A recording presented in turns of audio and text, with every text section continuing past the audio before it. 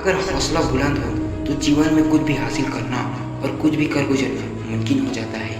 फिर चाहे हालात कुछ भी क्यों ना हो, फिर चाहे आप किसी छोटे से गांव से ही क्यों ना ताल्लुक़ रखते हो, या फिर चाहे आप पैसों की तंगी से ही क्यों ना जूझ रहे हो। भारत में इन दिनों एक एथलीट का नाम हर किसी के जुबान पर है।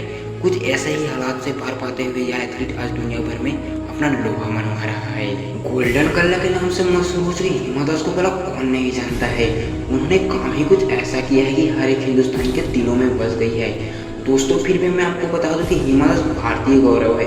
वह एथलीट की दुनिया में भारत का नाम रोशन किया है। हिमा दास ने हाल ही में अलग अलग इवेंट में 19 दिन के अंदर 5 गोल्ड मेडल अपने नाम करे और न केवल अपने घर वालों को बल्कि पूरे देश को गौरव महसूस करवाया है। हिमा दास आज पूरी देश में इंस्पिरियन बन चुकी है, पर एक तो वक्त ऐसा भी था कि उनके पास जूते खरीदने के पैसे नहीं थे।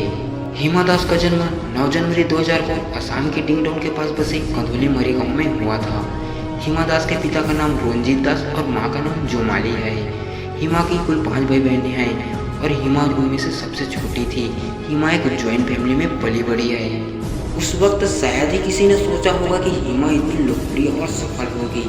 हिमा बचपन में बाकी बच्चों की तरह ही थी। उन्होंने डिंग पब्लिक स्कूल में अपनी पढ़ाई करी। हिमा को शुरुआत में फुटबॉल खेलने में मन लगता था। हिमा के गांव में लड़कियां फुटबॉल नहीं खेला करती थी। लड़कों को फुटबॉल खेलते देख हिमा भी फुटबॉल के प्रति आकर्षित हो गई और शुरुआत में अपने स्कूल के लड़कों के साथ ही फुटबॉल खेला करती। हिमा हमेशा से फुटबॉलर बनना चाहती थी और जल्दी ही समझ गई कि मैं फुटबॉल के लिए नहीं बनी। हिमा के अंदर छुपे टैलेंट को उनके टीचर ने पहचाना। फिर हिमा से कहा कि रनिंग में अपना ध्यान देने के लिए। हिमा ने उनकी यह बात मानकर रनिंग शुरू कर दी। उनके लिए रनिंग की शुरुआती दौर काफ़ी कठिन रहा। एक तो उनके आसपास कोई भी रनिंग की प्रैक्टिस के लिए ट्रैक नहीं था, इसलिए उनको फुटबॉल फील्ड पर अपनी प्रैक्टिस करनी पड़ती थी। दूसरा, उनके पास इतने पैसे भी नहीं थे कि वे कहीं बाहर जाकर प्रैक्टिस कर सके और खुद को बेहतर बना सके। सीमित साधनों के बावजूद भी हिमा ने निश्चय कर लिया था कि वह कुछ न कुछ बड़ा जरूर करेगी और हिमा ने इसी सोच के साथ लगातार मेहनत करती चली गई। हिमा ने पहली बार लाइमलाइट में मई 2016 में उनको पहला ब्रॉन्ज मिला, पर हिमा के लिए उनकी कामयाबी की ओर पहला कदम था। इस साल में 100 मीटर जूनियर नेशनल के फाइनल में पहुंचने में कामयाब रही। इसके अलावा हिमा ने एशियाई यूथ चैंपियनशिप और वर्ल्ड यूथ चैंपियनशिप क्वालिफाई करने में कामयाबी हासिल की, पर दुर्भाग्यवश चैंपियनशिप में कोई मेडल नहीं जीत सकी।